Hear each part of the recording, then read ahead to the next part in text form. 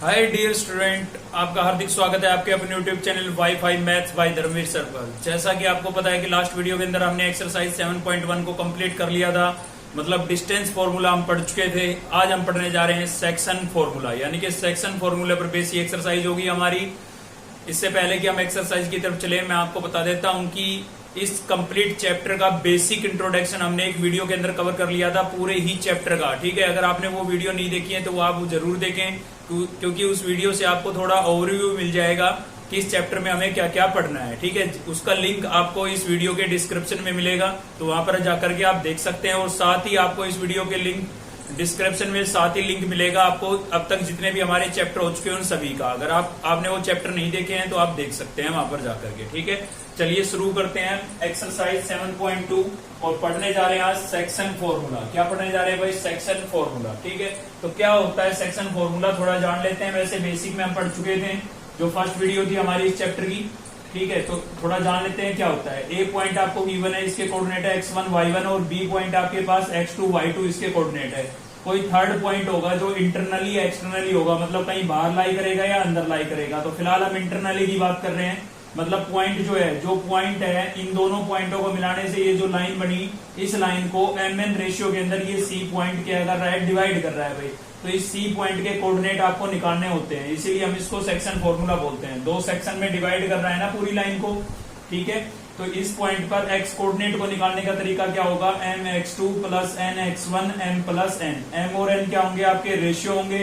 यहाँ पर ये रेशियो का फर्स्ट पॉइंट होगा, ये रेशियो का सेकंड पॉइंट होगा। ठीक है, और x1 y1 इस पॉइंट के कोऑर्डिनेट है, x2 y2 इस पॉइंट के कोऑर्डिनेट है। ठीक है, तो x निकालने के लिए फॉर्मूला होगा आपका mx2 plus nx1 upon m plus n, और y निकालने के लिए फॉर्मूला होगा my2 plus ny1 upon m plus n। ठीक है, तो ये फॉर्मूले यूज होने वाले हैं। देखिए क्वेश्चन नंबर फर्स्ट है आपका, क्या करना है भाई?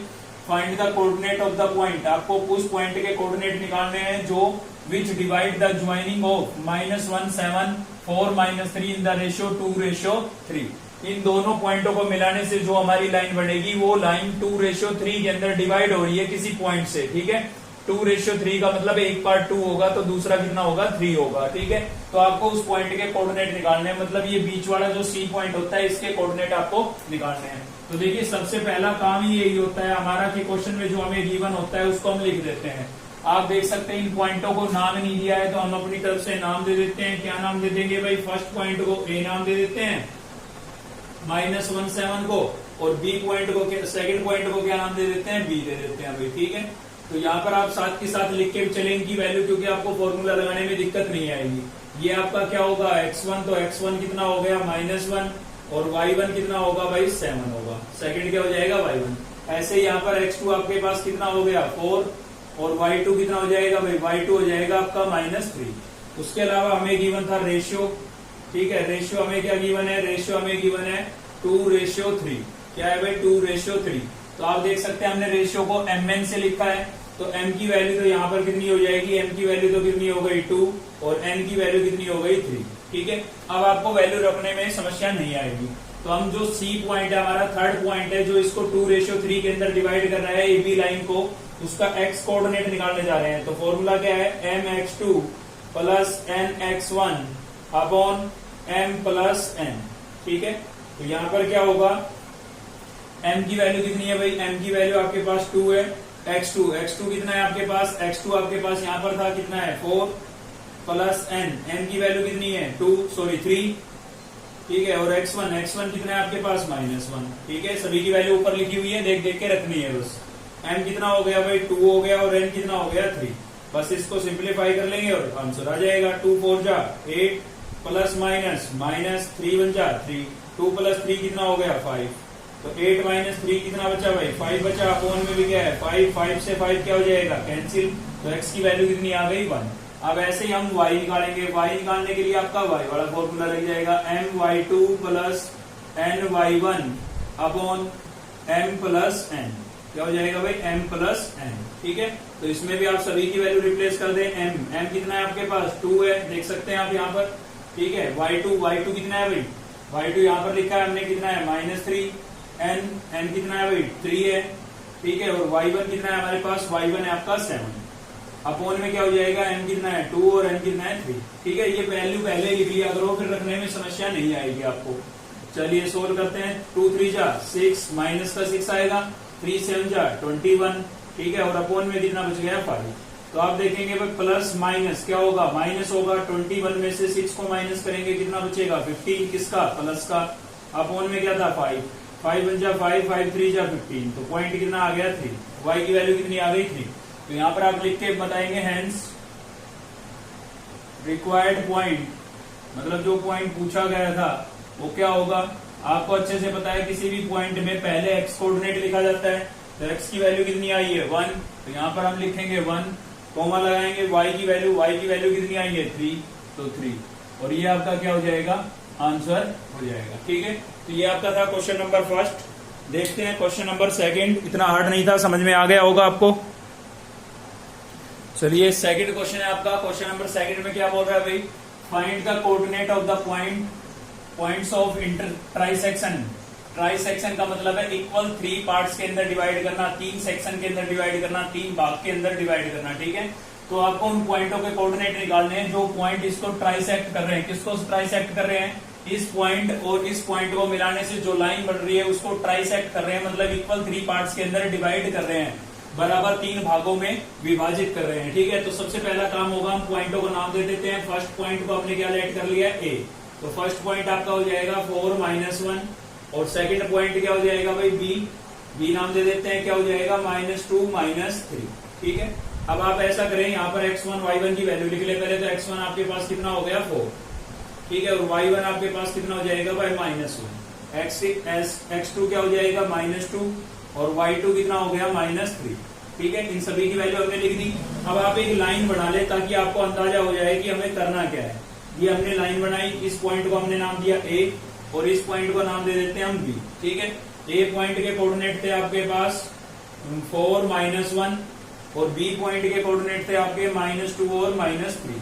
अब देखिए इसने क्या बोला है, ट्राई सेक्शन, मतलब इक्वल 3 पार्ट्स के अंदर डिवाइड करना है।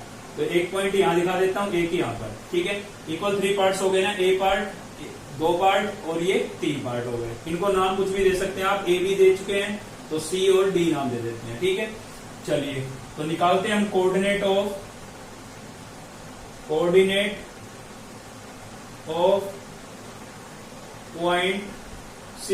सी पॉइंट के कोऑर्डिनेट निकालते हैं भाई। ठीक है, आपको क्या करना है, 3 इक्वल पार्ट्स में डिवाइड करना था ना, 3 पार्ट्स में डिवाइड कर दिया, तो आपको सी और डी पॉइंट के कोऑर्डिनेट निकालने हैं। बोला ना, find the coordinates of the points of trisection of the line segment joining the points. ठीक है ना, तो इस सी पॉइंट के कोऑर्डिनेट निकालने हैं। अब सी के लिए कोऑर्डिनेट निकालने के लिए हमें चाहिए रेशियो इसमें गिवन नहीं है। रेशियो कैसे निकालेंगे, देखिए हमें पता है ये जो पार्ट है तीनों के तीनों क्या है, इक्वल।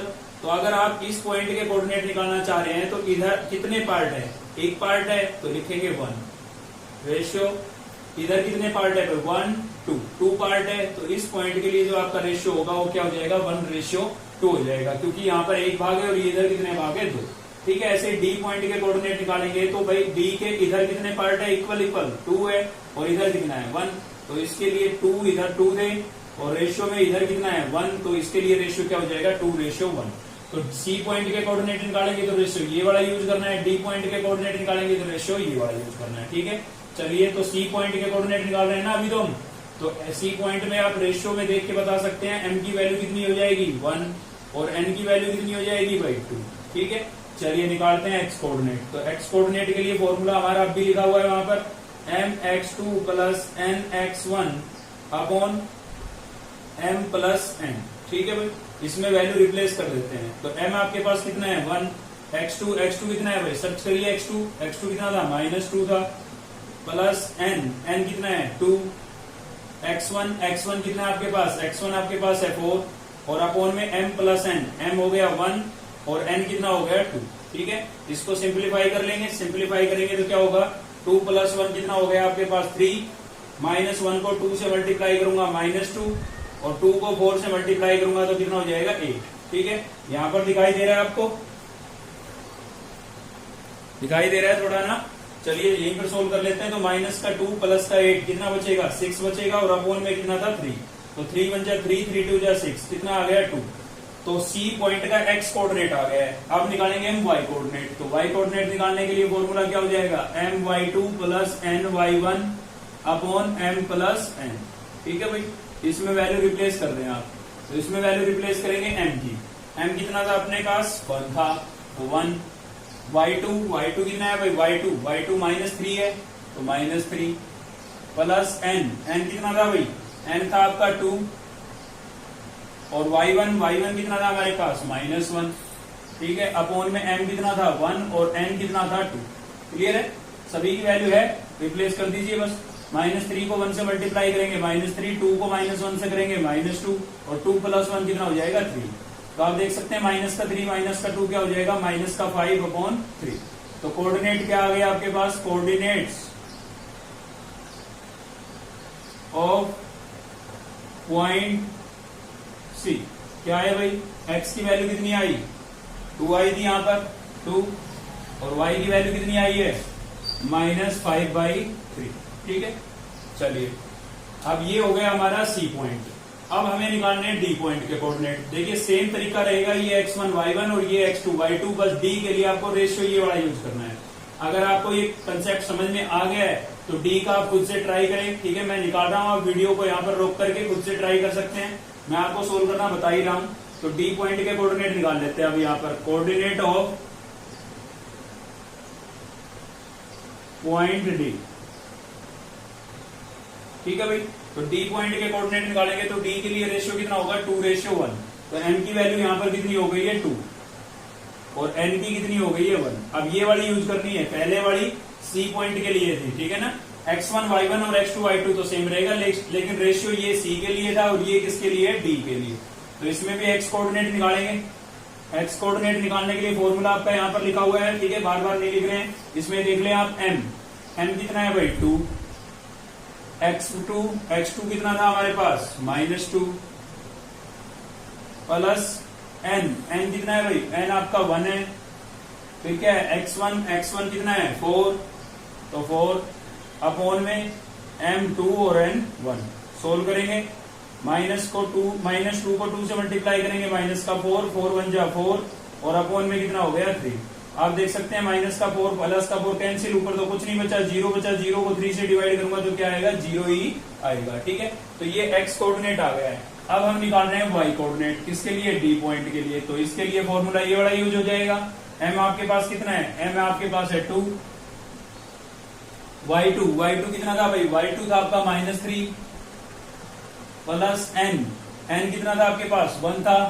ठीक है, और फिर क्या था y1 कितना है आपके पास, y1 है आपका -1, और अपॉन में क्या हो जाएगा m प्लस n। तो m की वैल्यू 2 है, n की 1 है, तो 2 + 1। क्लियर है ना, चलिए सोल्व कर लेते हैं। कितना हो जाएगा, -6 और -1, 3 2 जा 6, प्लस माइनस माइनस, 1 1 जा 1, प्लस माइनस माइनस, और नीचे कितना हो गया 7, 3 हो गया। ठीक है, तो -6 -1 कितना हो गया, -7/3। तो कोऑर्डिनेट ऑफ डी पॉइंट क्या आ गया आपके पास, कोऑर्डिनेट ऑफ पॉइंट डी। पहले एक्स कोऑर्डिनेट की वैल्यू लिखी जाएगी, एक्स कोऑर्डिनेट कितना आया था 0, और वाई कोऑर्डिनेट कितना आया भाई -7/3।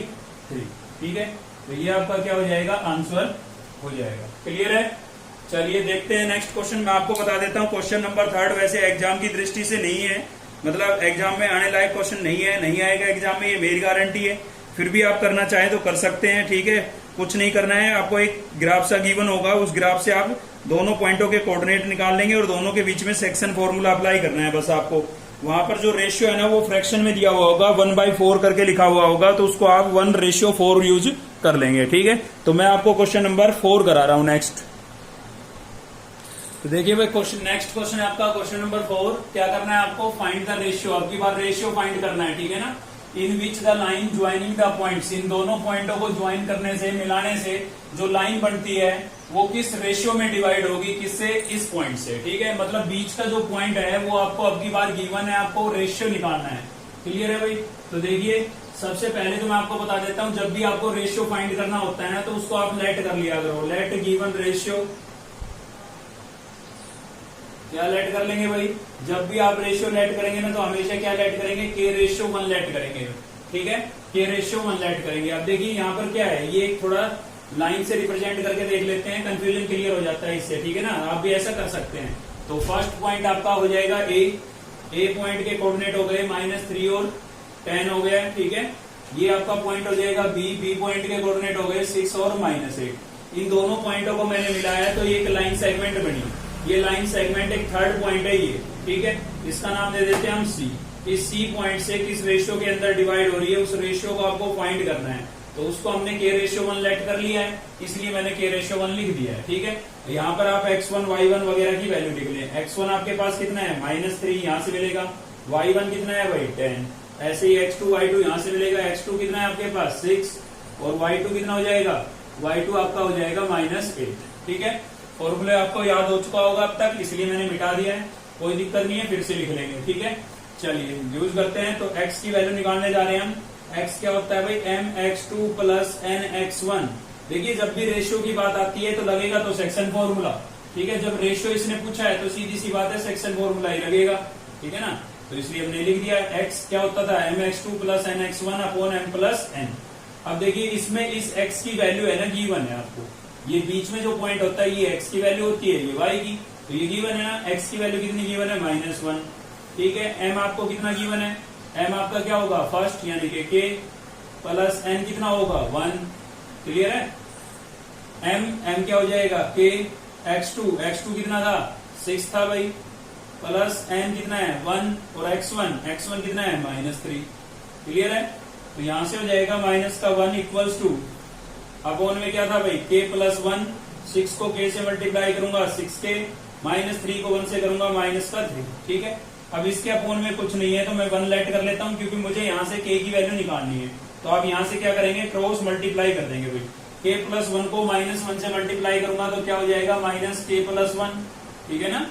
और इसको 1 से मल्टीप्लाई करेंगे तो 1 से मल्टीप्लाई करेंगे सेम आएगा 6k -3। अब बाहर माइनस का साइन है, अंदर के साइन चेंज हो जाएंगे, तो इक्वल्स टू क्या हो जाएगा 6k -3, ठीक है। तो k की टर्म को एक तरफ कर लें आप, जिनकी वैल्यू निकालनी होती है ना उसको हम सेपरेट कर लेते हैं। सेपरेट का मतलब एक तरफ और बाकी सब दूसरी तरफ। तो यहाँ से -1 बचा आपका, क्योंकि k को तो हम उधर लेके जाएंगे, और -3 इधर लेके आएंगे, किसका हो जाएगा प्लस का। जिस टर्म के साथ k था उनको हमने एक तरफ कर दिया है, ठीक है। माइनस का k था उधर जाएगा, किसका हो जाएगा प्लस का। 3 और -2 कितना मिलेगा भाई प्लस का 2 मिलेगा। 6 + 1 कितना हो गया 7k। तो k की वैल्यू निकालनी है, 7 इससे मल्टीप्लाई हो रहा है, इधर आके क्या होगा डिवाइड। तो k की वैल्यू हमारे पास क्या आ गई 2/7। अब देखिए रेशियो हमने क्या लेट किया था, रेशियो हमने लेट किया था k रेशियो 1, ठीक है। तो k की वैल्यू कितनी आई भाई 2/7, रेशियो में कितना है आपके पास 1। अब देखिए अपॉन में आ रहा है ना, तो हम दोनों को 7 से मल्टीप्लाई कर देते हैं। यहाँ पर आप 7 से मल्टीप्लाई करेंगे, 7 से 7 कैंसिल हो जाएगा, 2 बचेगा, और इसको 7 से मल्टीप्लाई करेंगे तो क्या हो जाएगा 7। तो क्या आ गया आपका रेशियो 2/7 आ गया, ठीक है। ये आपका आंसर होगा। अब आप सोच रहे होंगे कि y का रिजल्ट क्यों नहीं लगाया। देखिए जब भी आपको रेशियो निकालना होता है ना, तो किसी एक का रिजल्ट लगाना है आपको, या तो x का फॉर्मूला लगा ले आप, रेशियो जब भी निकालना होगा, ठीक है, या y का लगा ले, वो आपकी मर्जी है, आंसर दोनों से सेम आएगा। तो y का भी लगा सकते थे आप, हमने x का लगाया, x से हमने रेशियो निकाल लिया, अब y से भी निकाल सकते हो, क्लियर है। चलिए देख रहे हैं नेक्स्ट क्वेश्चन नंबर 5। तो देखिए भाई नेक्स्ट है आपका क्वेश्चन नंबर 5। क्या करना है हमें, फाइंड द रेशियो। यहाँ पर भी आपको रेशियो ही फाइंड करना है। In which the line segment joining A and B, A point आपको गिवन है, बी पॉइंट आपको गिवन है, इन दोनों पॉइंटों को मिलाने से एक लाइन बनेगी। वो लाइन आपकी डिवाइड हो रही है, is divided by the x axis. ये मेन बात है, ठीक है। एक्स एक्सिस से क्या हो रही है, डिवाइड हो रही है। तो also find the coordinate of the point of division. आपको पॉइंट के कोऑर्डिनेट भी निकालने हैं। सबसे पहले आपको क्या निकालना है, रेशियो। पॉइंट के कोऑर्डिनेट तो बाद की बात है, ठीक है। तो मेन बात यहाँ पर छुपी है, इसी चीज को आपको समझना है। ये कह रहा है कि ए पॉइंट और बी पॉइंट को मिलाने से जो लाइन आती है वो आपकी एक्स एक्सिस के द्वारा क्या हो रही है, डिवाइड हो रही है किसी रेशियो के अंदर। तो वो रेशियो आपको फाइंड करना है, ठीक है। तो आपको समझाने के लिए मैं एक स्केच बना देता हूँ। आपको बनाना कोई जरूरी नहीं है, आपको मैं समझाने के लिए बना रहा हूँ बस, ठीक है। ये आपकी क्या होती है भाई, वाई एक्सिस होती है, आपको अच्छे से पता है। और ये आपकी क्या होती है, एक्स एक्सिस होती है, ठीक है। ये क्या हो गई हमारी एक्स एक्सिस हो गई। तो इसमें आप देख सकते हैं कि जो ये ए पॉइंट है आपका, इसमें एक्स कोऑर्डिनेट है पॉजिटिव और वाई कोऑर्डिनेट कैसा है, नेगेटिव। तो आप वो क्वाड्रेंट देखें जिसमें एक्स की वैल्यू पॉजिटिव और वाई की नेगेटिव होती हो, बिल्कुल ये है फोर्थ क्वाड्रेंट, इसके अंदर मैंने आपको ये बेसिक में पढ़ा रखा है जब चैप्टर शुरू किया था, ठीक है ना।